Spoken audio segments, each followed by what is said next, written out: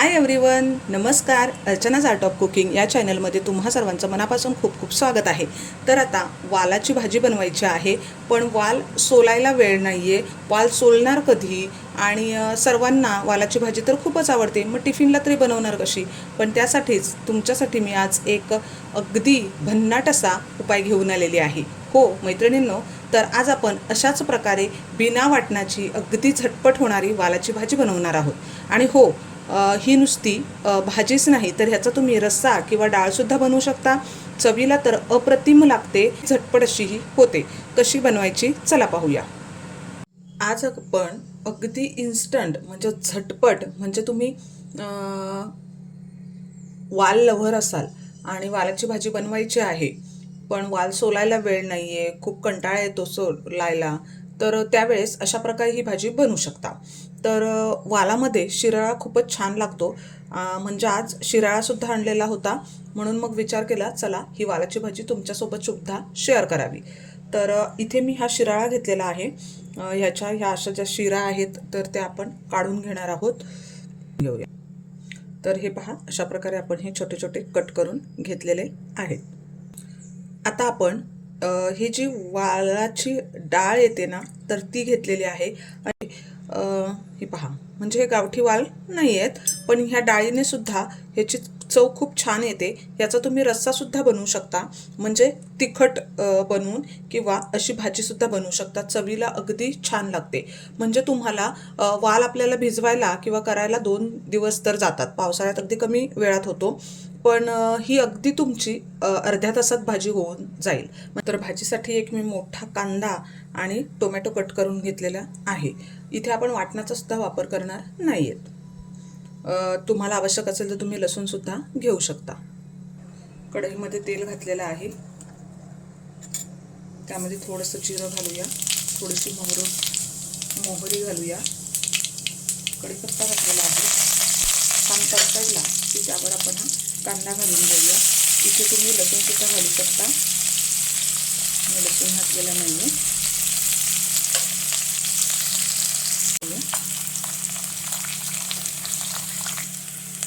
कांदा थोडासा व्हायला लागला, आता त्यावर टोमॅटो घालून घेऊया. तर ही भाजी एवढी सुंदर होते की तुम्हाला इथे वाटणसुद्धा घालायची गरज नाही. आणि तुम्ही एकदा बनवाल तर अगदी ही तुमच्या किराणामध्ये वालाची डाळ नक्कीच प्रत्येक किराणामध्ये येईलच. कांदा टोमॅटो परतून झालेला आहे. आता आपण मसाले घालून घेऊया. गरम मसाला, हळद, लाल तिखट तुम्ही तुमच्या आवडीने घाला.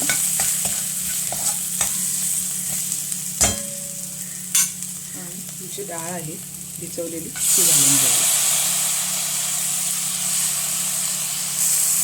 परतून घेऊया. आता यामध्ये आपण हा शिराळा घालून घेऊया, मिक्स करूया. 2 मिनिटासाठी झाकण ठेवले. आता मी यामध्ये गरम पाणी घालते.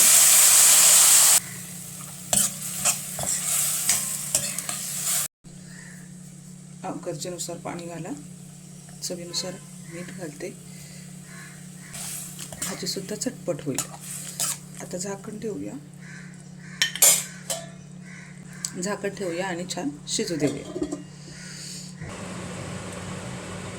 तर ही पहा, 2 वेळा मी भाजी चेक करून बघितली होती, शिजली नव्हती.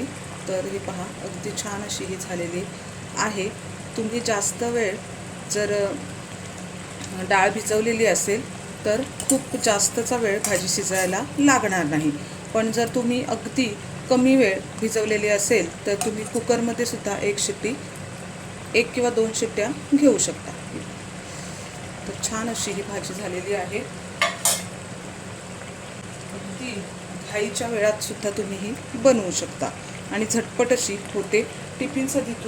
टिफिनसाठी सुद्धा तुम्हाला वाल सोलत न बसता अशा प्रकारे छान ही भाजी होऊ शकते. ही पहा, सर्विंग प्लेटमध्ये काढून घेऊया. तर ही पहा, किती छान अशी आपली भाजी तयार झालेली आहे.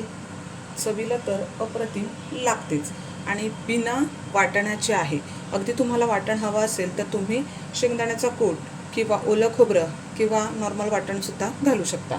पण मी यामध्ये वाटणसुद्धा घातलेलं नाही आहे. पण तुम्ही पाहू शकता किती छान अशी ही भाजी झालेली आहे.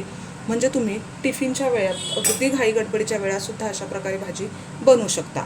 तर मी व्हिडिओमध्ये सांगितल्याप्रमाणे की अगदी 15 मिनटं डाळ भिजवून घेतलेली आहे. पण माझी बाकी सर्व तयारी होईपर्यंत त्याला अर्धा तास लागलेला होता. पण तुमची डाळ जर शिजली नाही तर अगदी तुम्ही कुकरला लगेच इन्स्टंट करायची असेल डाळ न भिजवता तर कुकरला तुम्ही 2 ते 3 शिट्ट्या घेऊ शकता. पण तुमच्या कुकरच्या शिट्ट्या कशा येतात त्यावर डिपेंड आहे. नाहीतर वालाचा गाल होतो. म्हणून हे लक्षात असू द्या. व्हिडिओ आवडल्यास लाईक आणि शेअर करा. चॅनलवर नवीन असाल तर सबस्क्राईब करायला विसरू नका. पुन्हा भेटूया अशा चटके आणि युनिक व्हिडिओमध्ये. तोपर्यंत मस्त हेल्दी खा आणि स्वस्थ राहा. धन्यवाद.